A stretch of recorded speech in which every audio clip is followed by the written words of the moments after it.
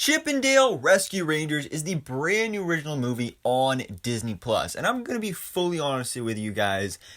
I was not at all planning on watching this movie. I mean, Chip 'n Dale Rescue Rangers, I never watched the show, haven't seen any of the episodes, but, I was kind of intrigued and thought it was cool with the idea of like, oh, they're bringing back Chip 'n Dale, the Rescue Rangers, they're giving them their own movie on Disney Plus. That's cool and everything. We got this nice cast with John Mulaney and Andy Samberg.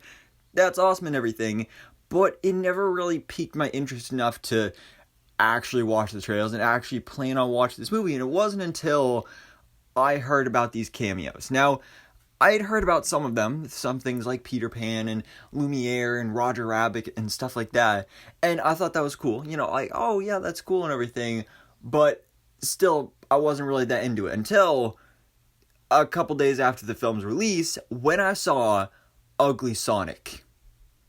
And everyone has been talking about Ugly Sonic over the past couple days on the internet, and as soon as I saw that, I was like, alright, that's it, I have to watch this movie. So then I did, and that's when I found that this movie is so much more than the cameos. I mean, sure, I love the cameos. There's some really awesome cameos in here.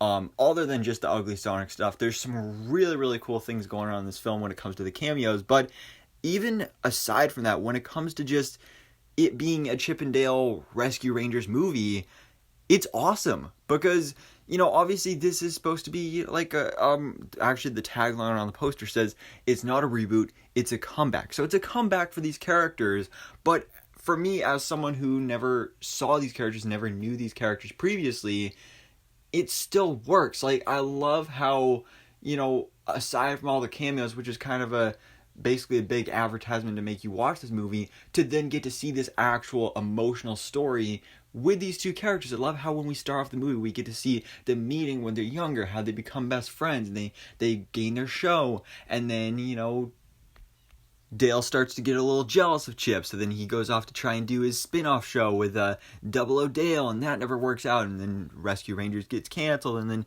years later you see that neither one of their lives are going great, and things are just sucking for them, and it's it's a reunion for these characters, and you get to see their relationship and their friendship come back together, and I love that. I honestly did really love that, because, for being a kid's movie, it has some really emotional beats here, especially on two occasions where Dale almost dies, or you think he dies, and there's some really emotional stuff here going on with those characters. So that is genuinely something I really loved about this movie. Like, again, obviously everybody's talking about the cameos, but I did honestly enjoy this movie as a movie itself. It was really a lot of fun, and getting to know the Rescue Rangers and the whole lore of that series, and getting to see this whole world developed here where all these cartoon characters and human characters coexist in this world, and how these people like Chip and Dale were kind of just actors, and they were playing the characters on Rescue Rangers, and you have all these other characters that are those cameos that are, also just playing parts in these movies and TV shows. So if you haven't already, I definitely recommend checking out this movie. Whether you're already a fan of the Rescue Rangers or not, you should definitely watch this movie. It's a really good movie. It's a whole lot of fun. And now, without further ado, let's jump into talking about these cameos, where there are going to be spoilers. If you don't already know about all these cameos, then definitely make sure to get that first experience with these cameos when you watch the movie for the first time. But let's jump into this with, of course, Ugly Sonic, the big one right there, which I just can't believe that they got Ugly Sonic in this movie, because surprisingly there's a lot of cameos in this film that aren't even Disney, and I don't even know how they were able to do that. Especially, it's actually kind of funny, since like one of the main plots of this movie was that our villain had the whole bootleg movie business going on there, and how literally that's what Disney had to do here with things like Ugly Sonic and Batman and E.T. and stuff like that, where they literally had to do kind of bootlegs of those characters because they don't own those characters, so they had to change them slightly and kind of do a bootleg of Sonic to be able to use them in this movie. And I love how, this Ugly Sonic went from being the most hated thing on the internet. I remember when that Sonic the Hedgehog movie trailer first dropped, and it had that design as Sonic designed in that movie. Just the rage on the internet was just so immense, and to the point where they ended up changing the design for the character in the movie, and I'm glad they ended up doing that. But to see that Ugly Sonic has now made a comeback here, and just the way he's played off in this movie is so fun, and he's literally gone from being one of the worst mistakes in Hollywood to being literally the pride and joy of this movie. And it's so hilarious. Like, literally, people are like clapping and cheering to see this character return and actually become a character separate from Sonic himself. And honestly, now we need a crossover. We need a Sonic the Hedgehog versus Ugly Sonic, because it was so hilarious just seeing this character in action. And it was a little less cool, already being spoiled for me, but still seeing Ugly Sonic in action in this movie was just amazing, and I'm so glad that they were able to make that happen. But when we actually got to see Ugly Sonic in this movie, when he was first introduced, it was at this fan con, Comic-Con type event where we had cameos from a bunch of other characters like Lumiere from Beauty and the Beast. We also had a cameo, which I thought was pretty cool, of Tigra from Avengers United They Stand, which is an old Avengers cartoon, the first ever cartoon series of the Avengers from back in the 90s, I believe, where Tiger was a character in that series. So that's really cool that they brought back that character as well, especially since that's a really lesser known Marvel character, and that's a series you can actually stream on Disney Plus. So honestly, this whole movie is kind of a promotion for Disney Plus, except for Sonic and Batman and stuff that's not owned by Disney. But we also had Baloo from the Jungle Book here as well, actually doing a rendition of the Bare Necessities, and I love how he also got the CGI makeover just like Dale did, and how that's kind of an explanation of like, oh yeah, they did the Jungle Book reboot, the live action movie, and his whole career was reinstated and all that stuff, and that it worked for the story, and that was really cool to see, because this is honestly kind of Disney's answer to Space Jam: A New Legacy, where I love that movie. You can check out my review on that from almost a year ago at this point.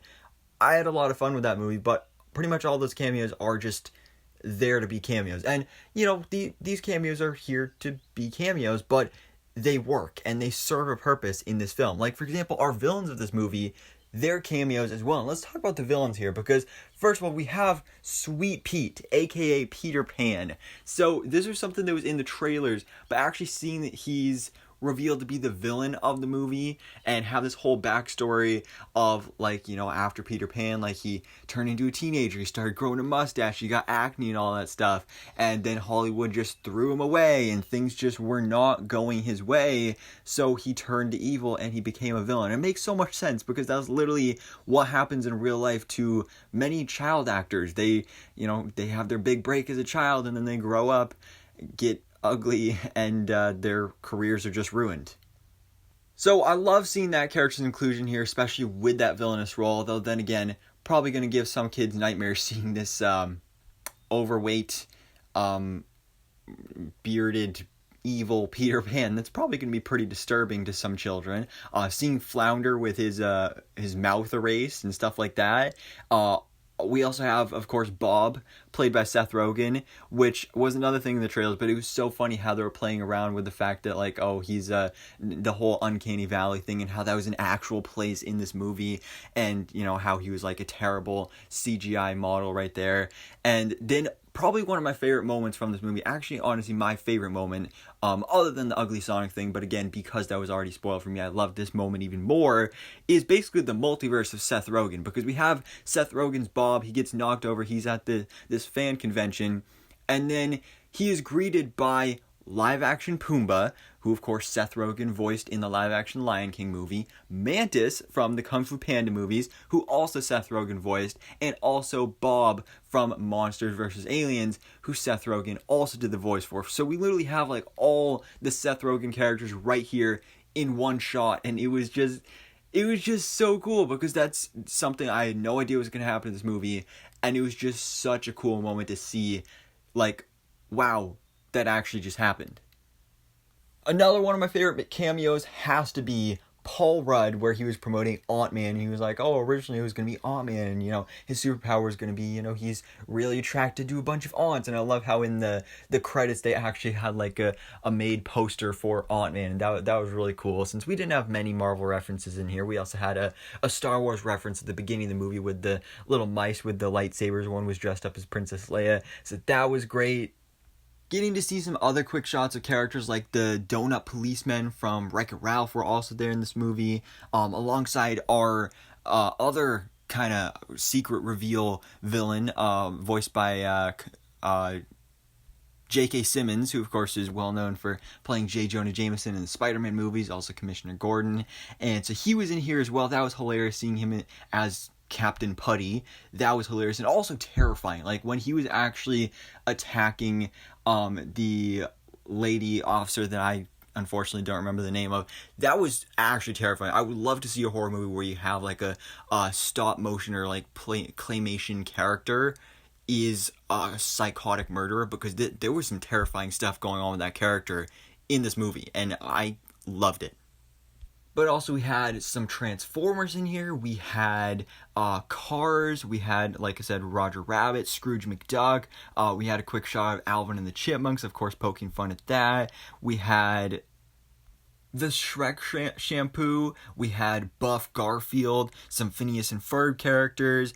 And I love how when Chip went back home and he opened up his refrigerator, there were just so many cameos in there, or at least references as well, where you had Frozone food, you had Ice Age ice cream, you had Looney Tunes frozen chicken. That was awesome. We got to see, of course, some cool fake movie posters with Fast and the Furious babies. That was great. But even funnier, Meryl Streep as Mr. Doubtfire. Of course, a play on Mrs. Doubtfire with Robin Williams. Great movie, by the way. But just seeing Meryl Streep as a dude was terrifying. Kind of looked like Kevin Spacey, so that was not great, but it was hilarious at the same time. And of course, Batman versus E.T., which is another thing I was spoiled for before I watched the movie, but still was hilarious to see that they have an actual scene in here of E.T. actually saying, E.T. forgive Bat, and Batman just saying fine. Like that was awesome, and how they have to make the obscurities to be like, oh, maybe that's not actually Batman, so we can legally actually use this character. Like that was awesome, and of course it's a play on Batman versus Superman.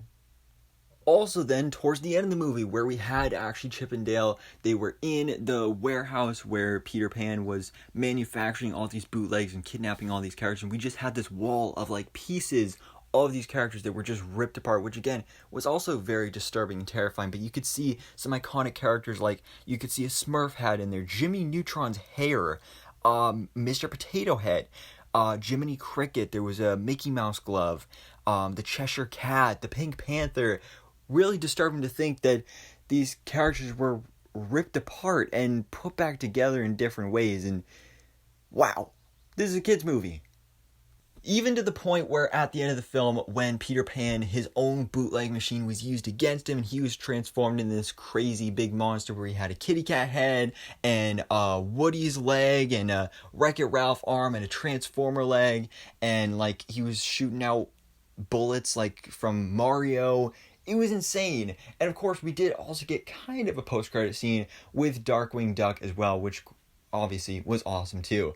So, guys, Chip and Dale Rescue Rangers is such a fun movie, not only for these cameos, which, you know, you can just watch this movie over and over again, just hunting for every single cameo, and you're not even going to be able to find them all, because there's so many in this film, but that's one of the most fun parts about it. And the best part is that that's not the only thing about this film that makes it good. It has an actual good story with actual emotions, playing up that relationship between Chip and Dale, having their reunion. We have this actual mystery going on, and it's just a lot of fun. You know, this is not only a movie for kids, but it is a movie that I think everyone will enjoy. Again, whether you're already a fan of the Rescue Rangers or not. And this is honestly a film that I'm kind of surprised that it is a Disney Plus original and that it didn't go to theaters, because I feel like this would be a great theater experience. But anyways, guys, that's it for me. You can let me know in the comments below what you thought of Chip 'n Dale Rescue Rangers, the movie on Disney+. What did you think about this film, and what did you think about all these cameos? Which one was your favorite? So, guys, thanks so much for watching. Please drop a like if you enjoyed this video, and hit the subscribe button so you can keep up to date on everything that goes on in the movie life.